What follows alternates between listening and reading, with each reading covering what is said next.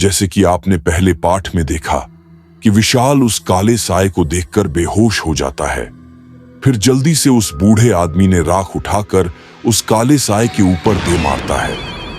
वह काला साया वहां से भाग जाता है और फिर घर के दरवाजे पर राख से बना एक घेरा बना देता और फिर विशाल के ऊपर पानी का छिड़काव करता है और फिर विशाल को होश आता।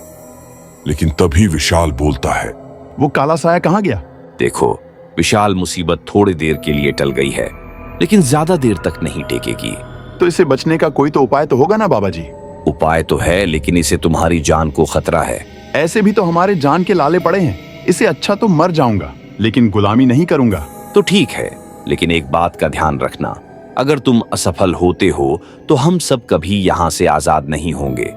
देखो, यहाँ से सीधा जाना, तुम कुछ ही देर में गांव के बीचों बीच पहुंच जाओगे और तुरंत उस कुएं में बिना किसी पर ध्यान दिए उस कुएं में कूद जाना। और एक बात का ध्यान रखना, वो छलावा है। तुम अगर कोई बुलाए तो भी बिना पीछे देखे तुम आगे चलते रहना, क्योंकि उन सब की एक कमजोरी है, जब तक तुम पीछे नहीं देखोगे तब तक वह कुछ नहीं कर सकते। इसलिए इसे करने के लिए तुम्हें निडर होना होगा, तभी तुम इस साए की दुनिया से बाहर निकल सकते हो। धन्यवाद बाबा जी, अब मैं चलता हूँ। और विशाल चल देता है।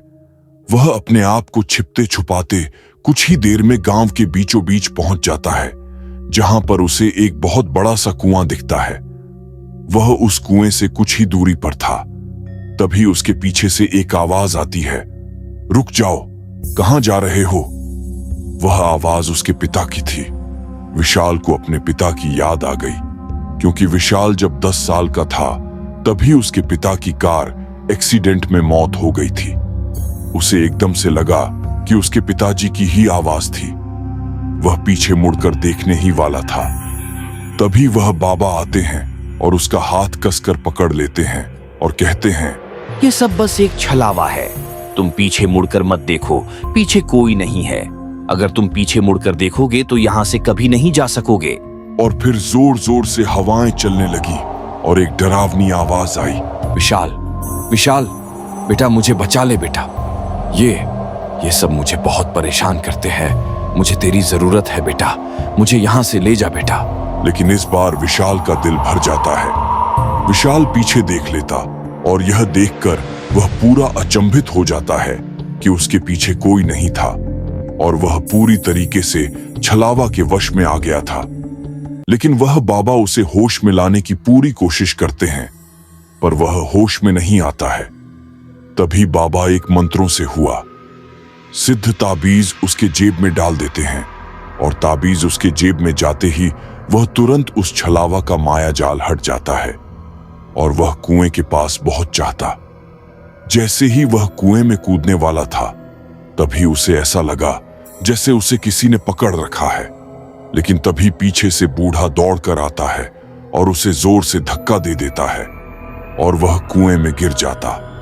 फिर वह अपने दुनिया में पहुंच जाता है, जहां से वह इस रास्ता से चलना शुरू किया था, अंधेरा गांव। फिर तभी विशाल बोलता है, ये सब शायद मेरा वहम होगा और कुछ नहीं, लेकिन मेरी यह जेब में क्या रखा है? ये तो ताबीज है, लेकिन ये मेरे जेब में कैसे आया? क्या जो कुछ मेरे साथ हुआ वह सब सच था और मैं आज जिंदा बचकर आया हूँ?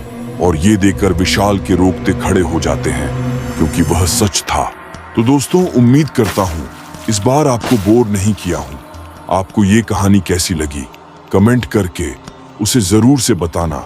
वीडियो को लाइक और चैनल को सब्सक्राइब करके बेल नोटिफिकेशन को ऑल पे सेलेक्ट जरूर से कर लेना।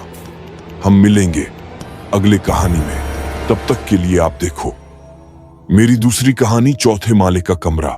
और अगर आपने पहला पार्ट नहीं देखा तो राइट वाली वीडियो पर क्लिक करें। धन्यवाद।